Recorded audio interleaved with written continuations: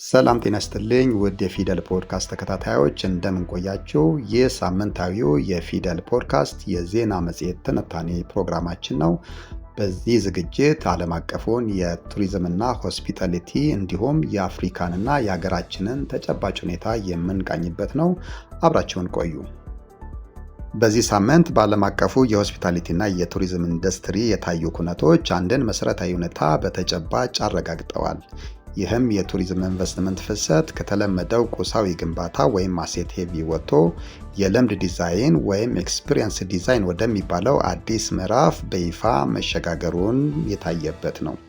ዛሬ መዳረሻዎች የሚወዳደሩት ባላቸው የመኝታ ክፍሎች ብዛት ሳይሆን በገነቡት የዲጂታልና የባህላዊ ስነ ምህዳር ጥራት ነው። ይህ ተራዚ የዜና ዘገባ ሳይሆን የዓለም የካፒታል ፍሰት አቅጣጫውን ወዴት እንደለወጠ የምንዳስስበት ጥልቅ ስትራቴጂካዊ ትንታኔ ነው።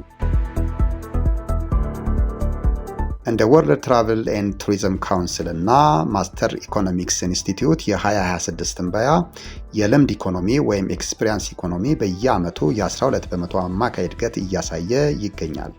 ይህም ከጠቅላላው የዓለም ኢኮኖሚ እድገት በ3 እጥፍ የሚበልጥ መሆኑ ዘመናዊ መንገደኛ ለቁሳዊ ነገር ሳይሆን ለትርጉም ላላቸው አፍታዎች ወይም ሚኒንግፉል ሞመንትስ ቅድሚያ እየሰጠ መሆኑን ያመላክታል።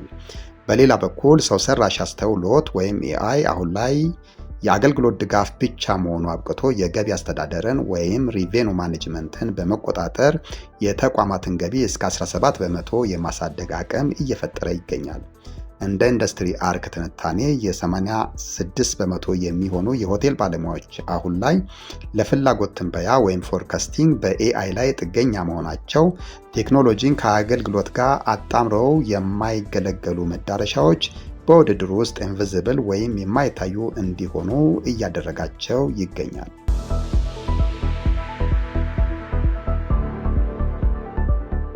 ወደ አህጉራችን አፍሪካ ስንመጣ የቱሪዝም ዘርፉ ከፍተኛ የሆነ የፓራዳይም ሽግግር እያደረገ ይገኛል።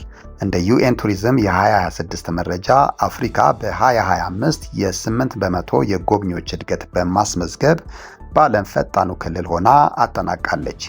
ይህ የሚያሳየው አፍሪካ አሁን በደግነት ቱሪዝም ወይም ሲምፐቲ ቱሪዝም የምትጎበኝበት ዘመን አብቅቶ በጥራትና በሙያዊ ብቃት ወይም በሰርቪስ ኤክሰለንስ የምትወዳደርበት ስትራቴጂካዊ ምዕራፍ ላይ መገኘቷን ነው።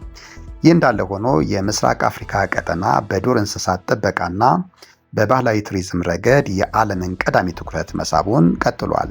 በተለይም ኢትዮጵያ፣ ኬንያና ሩዋንዳ ኢስት አፍሪካ ዋን ቱሪዝም ዴስቲኔሽን በሚለው መርህ ስር በስትራቴጂካዊ የጋራ የማስተዋወቅ ስራዎች ላይ በትኩረት እየሰሩ ይገኛል።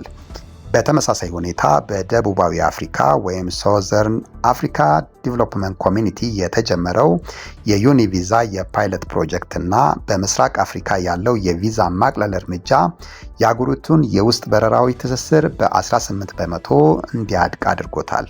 ይህም አፍሪካውያን አህጉራቸውን በቀላሉ እንዲጎበኙ ከማድረጉም ባለፈ ለቀጠናው ባለሀብቶች አዲስ የገበያ ዕድል ፈጥሯል። ወደ ሀገራችን ስንመጣ ኢትዮጵያ በታሪኳ አይታው የማታውቀው የቱሪዝም ህዳሴ ውስጥ ትገኛለች። ቱሪዝም በአገር በቀል የኢኮኖሚ ማሻሻያ ወይም ሆም ግሮን ኢኮኖሚክ ፖሊሲ ውስጥ ከዋና ዋናዎቹ 5 የኢኮኖሚ ምሰሶዎች አንዱ ተደርጎ ትኩረት መሰጠቱ ይታወሳል።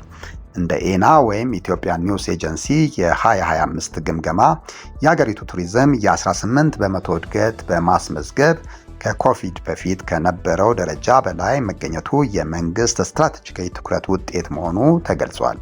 ስትራቴጂካዊ ስኬቶችን በዝርዝር ስንመለከት የኮሪደር ልማትና የከተማ እድሳት ወይም አርበን ትራንስፎርሜሽን፣ በአዲስ አበባ የተከናወኑት የኮሪደር ልማቶች ከተማዋን ከመተላለፊያ ወይም ትራንዚት ወደ መቆያ ወይም ዴስቲኔሽን ሲቲ ስትራቴጂካዊ በሆነ መንገድ ቀይረዋታል። ምንም እንኳን የንብረት መብት ክርክሮች ቢኖሩም የከተማ ውበት ለቱሪዝም ኢንቨስትመንት አዲስ በር ከፍቷል። ዲጂታል ኢኮኖሚና ፋይናንስ፣ የቴሌብርና የኤምፔሳ የገንዘብ ዝውውር ከፍ ማለቱ ለቱሪስቶች ምቹ የክፍያ ስርዓት በመፍጠር ረገድ ትልቅ ሚና ተጫውቷል።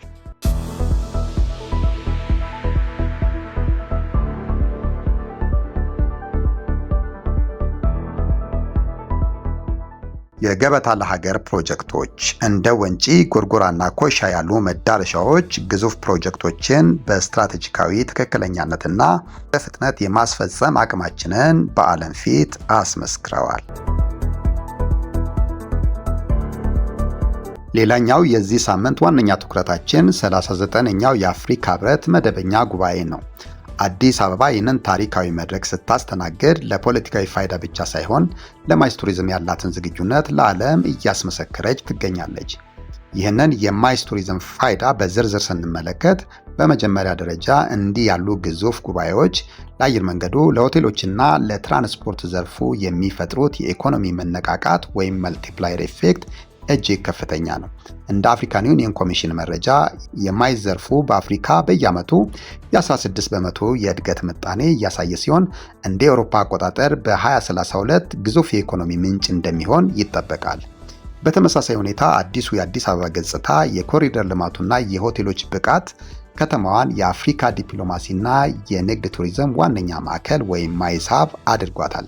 ከዚህም ባለፈ ዛሬ አንድ ዲፕሎማት በአዲስ አበባ ኮሪደሮች ላይ ሲራመድ የሚሰማው የደህንነትና የውበት ስሜት ኢትዮጵያን ለቀጣይ የውጭ ኢንቨስትመንት ተመራጭ መዳረሻ ያደርጋታል።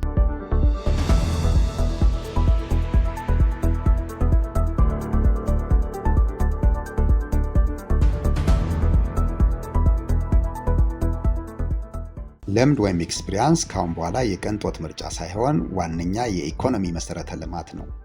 ኢትዮጵያ በያዘችው ስር ነቀል የልማት ጉዞ ይህንን መሰረተ ልማት ወደ ተጨባጭ የሀብት ምንጭነት እየቀየረችው ትገኛለች። በሚቀጥለው ሳምንት ትኩረታችንን በሁለት አንገብጋቢ ጉዳዮች ላይ እናደርጋለን። በኢትዮጵያ እየተገነቡ ያሉ አዳዲስ የቱሪዝም መንደሮች ከአካባቢው ማህበረሰብ ጋር የሚኖራቸው የኢኮኖሚ ትስስርና የስራ ዕድል ፈጠራ፣ ሀገራዊ የከተማ እድሳት ስራዎች ለንግድ ቱሪዝም ወይም ለማይስ ቱሪዝም የሚፈጥሩት ዘላቂና ስልታዊ ዕድል። የቱሪዝምና የልምድ ኢኮኖሚ የወደፊት እጣ ፈንታ በአጋጣሚ የሚከሰት ሳይሆን በስትራቴጂካዊ ስሌትና በእውቀት የሚቀረጽ ነው። ይህ ሳምንታዊ የዓለም አቀፍ መረጃዎች ስትራቴጂካዊ ትንታኔያችን ነበር። በሚቀጥለው ሳምንት በሌላ ርዕሰ ጉዳይ እስክንገናኝ ሰላም ቆዩን።